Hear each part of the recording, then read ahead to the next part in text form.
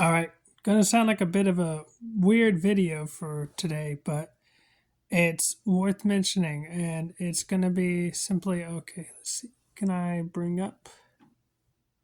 Yeah, that screen should give me enough, so you should be able to see me if I do this.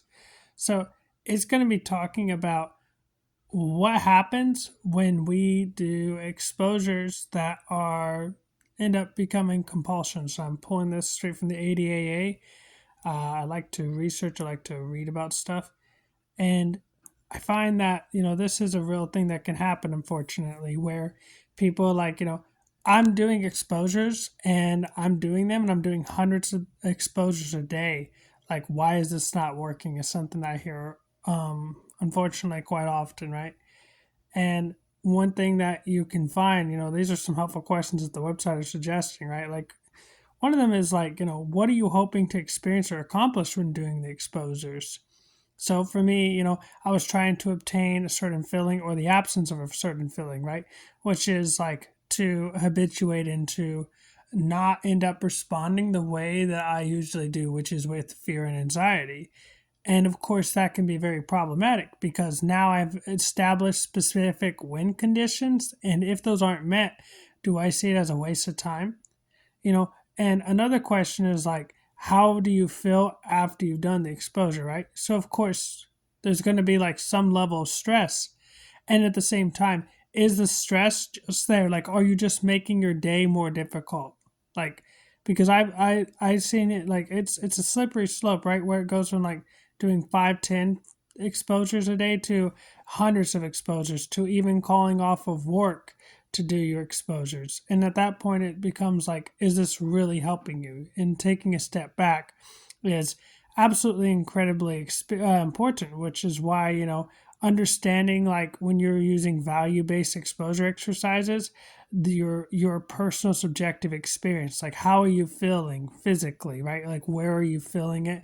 And then also like reviewing it later on in the day, like reviewing it immediately might be a little difficult. I still recommend that you review it immediately and like notice your instant reaction. But then, as well, on top of that, coming back later once you've had time to process and cool down or whatever can be extremely helpful. So that way you have a clearer, more level headed mind that will be able to look at this situation and be like, okay, here's what's going on. The unfortunate truth, I think, that a large part of this comes down to is trying to prevent another OCD episode from coming in the future, trying to prevent certain things, right? The idea that if I do enough compulsions, I'll be able to get rid of this or I'll be able to remove this from my life. And even in that, that is fear based actions, right? That is the anxious mind that is driving you to do something. And it can be tricky and trick itself into looking like something it's not. I think a lot of trauma, a lot of OCD, a lot of anxiety are, you might like call trauma the great chameleon of mental illness, right? Or just anxiety in general. Really, most anxiety based disorders, at least that's how I've understood it. And what I sort of mean by that is that it really can look like a lot of different things. And one of the things that your anxiety will do is that it will take something that your therapist gives you and then it will bastardize it, right? So, like these exposures, like, they do work and they help a lot. But one of the biggest problems is that the exposure is twisted and molded to fit OCD's liking, right? Yeah, I'll let you do the exposures, but only under these very strict rule sets, right? Like you have to do it this way and you have to do this, and the condition is that you can't stop doing the exposure until you get the desired results.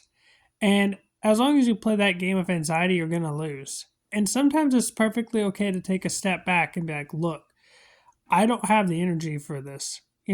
It's perfectly okay to just read a little bit of information. You can just read something on here and then decide, like, okay, that's enough for me. Even if you read one word, that's fine too.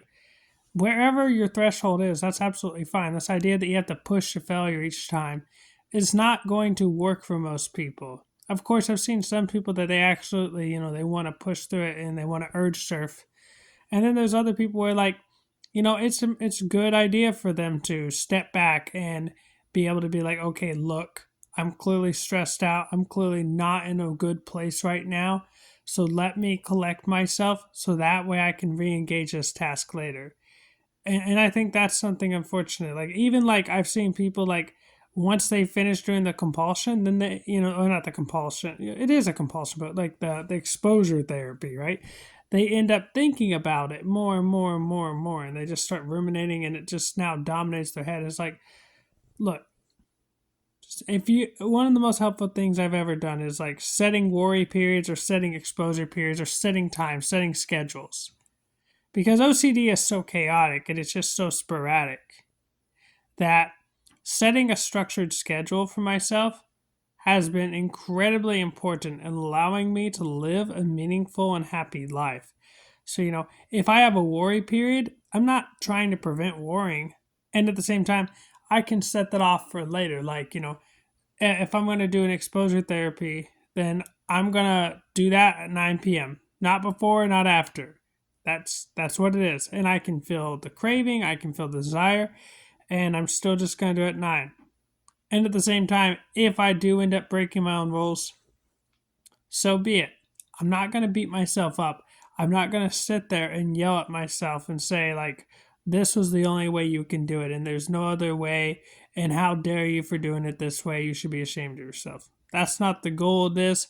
It's not to add on top of, your anxiety, guilt, and shame. Unfortunately, that's that's something that I see a lot of. And some of the other things that you see is like, people will check for like some of the following responses. So one, like I sort of mentioned, they'll check to see that their obsessions go away, right? Or like their responses, right? So they're trying to make the anxiety or the fear or the panic or really any other related negative or undesirable feelings go down. And so, answering that question about obsession becomes like a game that, again, you're going to lose. This idea that, like, I am looking for a particular result with these. You have to be very careful with that. You have to be extremely careful. And this is why, like, you set limited time durations. It's not just because, like, oh, you don't want to burn yourself out. It's also because it's an easy train to get carried away on and you don't even notice it. And you think like you're doing work, but really you're just becoming obsessive. And so there's this law of diminishing returns, right? Which is like that the longer you're doing a task for uninterrupted, the less that it's going to be efficient, the less yield you're going to have. And you can kind of see this with studying where you regularly have breaks and stuff to, go grab snacks, talk to friends, etc. Or like if you're at work, you'll often have like 15-minute breaks throughout the day or a 30-minute break, to collect yourself, eat food and relax. Or for a lot of people, they don't just see smoking, smoke breaks as just getting the cigarette. It's also like that you get to step outside and talk to your fellow coworkers and stuff like that. So these are all ways in which we step away and disengage from an environment because we need regular breaks, we need regular intervals. And that's perfectly okay. Like, again, people like get this idea that they can't avoid stuff, that they can't like run away. I'm not of that camp. I actually differ very much so. I find that when I have a panic button when I can leave whenever, that I actually feel a lot better. I've been told a lot of times that that's not helpful. Maybe it is, maybe it's not. I know it works for me. I know that if I have the option to quit whenever I feel like it, that I suddenly do not feel so much pressure, and that's a beautiful thing. And that's why I think having a safe space is important. Again, like I see all this information about people saying there's no safe spaces of OCD. Like there absolutely is. It might look super restrictive. It might look downright ridiculous to most people. It might look maladaptive. But like, unless you live with OCD, I don't really want to hear it, dude. Like, I don't. I don't want to hear it because most people do not know what it's like. And again, like, this is not a one size fits all approach, right? And that's something that people need to understand. Like, even the best treatments do not work for everybody, right? There is no one anxiety medication that works for everybody, for example, right? Like, even when you look at SSRIs, there's many different types of SSRIs, and they all vary, some very slightly, some pretty much not all, and some very, very widely. And so it's important to understand that at the end of the day, the question is the treatment working for the patient? Is the treatment working for the individual? And if it is, why are we trying to create more rigid rules? That's the exact thing that we're trying to get rid of in OCD, are these rigid rules that the mind has constructed about how things have to feel, how things should be experienced, what things should be prevented, when and how long we should do it, what the desirable results are. And yet then we go around and we tell patients, clients, etc., like, okay, you shouldn't be avoiding, you shouldn't be doing this, you shouldn't be doing that. And should statements are very tricky. I'm not saying they're bad, I'm not saying they're good. I'm just saying they are very tricky because they leave little room open to discussion, debate, or alternatives. And so that's why I think being careful of that is particularly important in the case of treatment and recovery. Um, I would never tell, of course, an addict, like, hey, it's okay to go drink, for example. I would never say that. And at the same time, I'm not going to like beat them up if they go have a beer, or something like that. Like, it's really not going to be something I want to do. It's not in my interest to tell people something and then to make them feel great shame. That's not how it is. It's the main reason why I decided not to go into the field of psychiatry and practice professionally or anything like that, was because I saw that it's very limiting. I would much rather do like where I teach online and I present concepts online because I'm not bounded by the code of ethics. Or for example, there's how do I word it? The weight of responsibility that's like therapists have is astronomical, more than you could ever imagine. And you can get in some severe legal trouble if anything happens to your client and you did or especially did not say or do certain things. And I think it's a game that's not worth playing. And then there's tons of legal work that you have to deal with, dealing with insurance companies and it's why a lot of therapists or psychiatrists, counselors, etc., will hire like administration or different people to sort of do all that paperwork, do all that billing, do all that, if you want to call it negotiating with insurance companies, and then of course like over pathology. Let me get back on track. Story for another day, but there's so many issues with working in the field of mental health.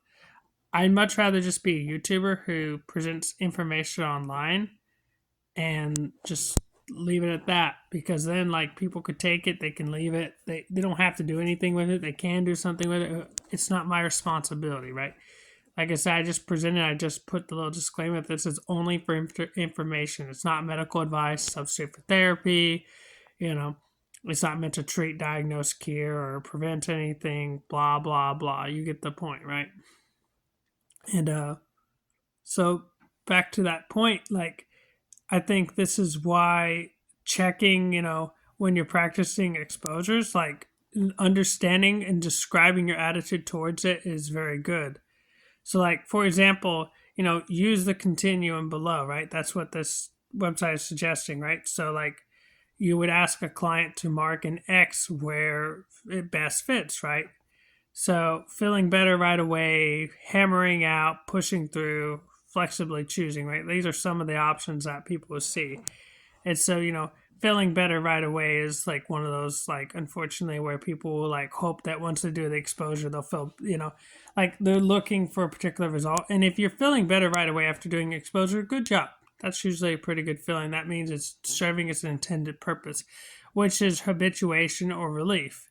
But then, like, there are some people, and this is a slippery slope, who try to hammer it out, push through, and they have the idea of, I'm just going to urge surf. And if I just sit with it long enough, then I will be able to push through and I will be perfectly okay. And then they wonder why they're feeling stressed and overwhelmed because they're just trying to thug it out, like they've been told. Like, they're just like, I'm going to thug it out. I'm just going to work through it. And that's not consistently going to help, unfortunately. And that's why like flexibility in our choices help them out an immense amount. And you need to keep in mind that at the end of the day, these are your choices, right? Like this is up to you. This is not anybody else's life. This is not anybody else's decisions. You, at the end of the day, are in control of your treatment and how the treatment goes and what is and is not allowed. And it is perfectly okay to say, like, I know this is what your professional recommendation is. It is my understanding that this will not work for me based on XYZ. And I think absolutely that you should be able to have that conversation with your therapist and be able to tell them, like, yeah, I hear you. I fully recognize what you're saying. I still don't agree with it, and I'm still gonna choose to do something different. And I'd like you to work with me on that. And if they don't, that's okay too. Sometimes finding the right fit can be incredibly challenging. And of course, there's a certain level of like trust that you need to have, like, okay, that things are going to be okay. And it's also like one of those things where it's like stepping away is perfectly fine. Stepping away and, just acknowledging that things are tough is okay. This will probably be a two-parter because there's so much here. But at the end of the day, I want to sort of leave this little tidbit, and then I'll upload part two tomorrow once I get to bed. I'm sleepy as heck, but this just sort of was something I was thinking of, which is you know, it's okay to leave certain things unattended. It's okay not to fix that thing, not to do that compulsion right then and there. And, it's okay to show up to your life as it matters. Like, it's perfectly fine to just be like, I don't have it in me today, or I don't have it in me right now. Take care, guys.